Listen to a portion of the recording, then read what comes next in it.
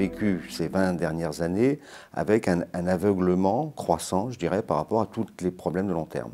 Le problème de l'écologie, du changement climatique, où effectivement ça veut dire quoi? Ça veut dire qu'on allait dans le mur, qu'on continue malheureusement un peu à y aller, parce qu'on ne prend pas en compte des échéances pour nous, pour nos enfants, d'une planète qui serait invivable.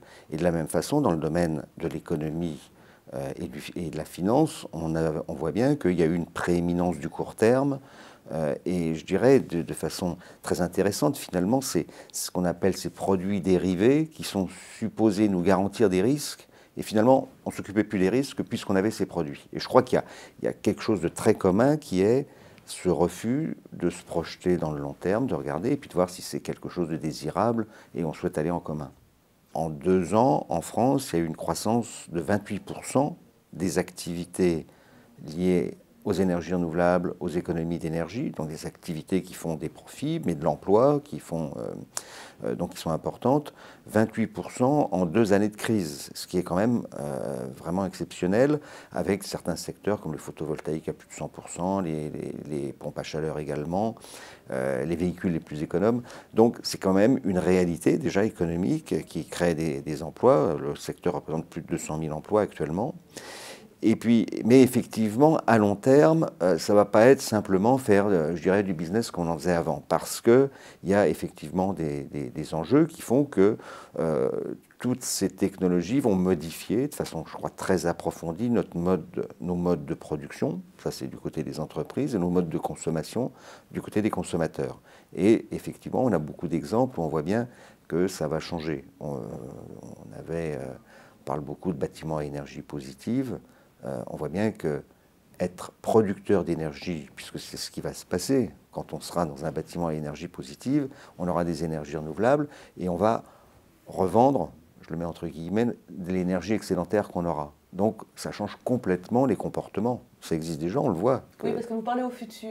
Alors oui. Ce futur, c'est quand? Alors, ce futur, c'est vrai qu'on n'en est qu'au début. C'est vrai que ces ruptures, alors ces ruptures sur les technologies, sur les modes de vie, c'est encore embryonnaire. C'est ce qu'on appelle les signaux faibles actuellement.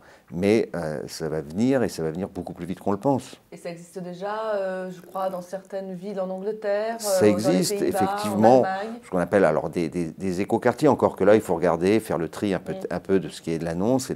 Mais je prends aussi un autre exemple, ce qu'on appelle les réseaux électriques intelligents. On va, dans ces réseaux, intégrer de plus en plus d'énergie renouvelable.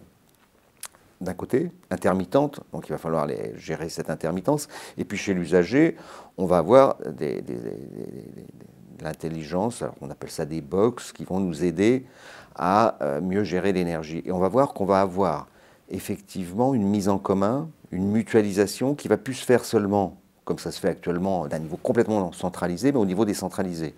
Un autre exemple, on voit que quand on va réhabiliter des quartiers, on va avoir, par exemple, un hangar, une surface tertiaire, on va pouvoir mettre du chauffage solaire. Mais il aura une production bien plus importante que ce dont il a besoin. Et à côté, il y aura des maisons qu'on ne pourra pas réhabiliter parce qu'elles seront architecturalement pas adaptées. Donc il va falloir voir comment faire bénéficier, et ça, cette mutualisation, elle pose des problèmes techniques, certes, mais aussi juridiques, organisationnels, etc.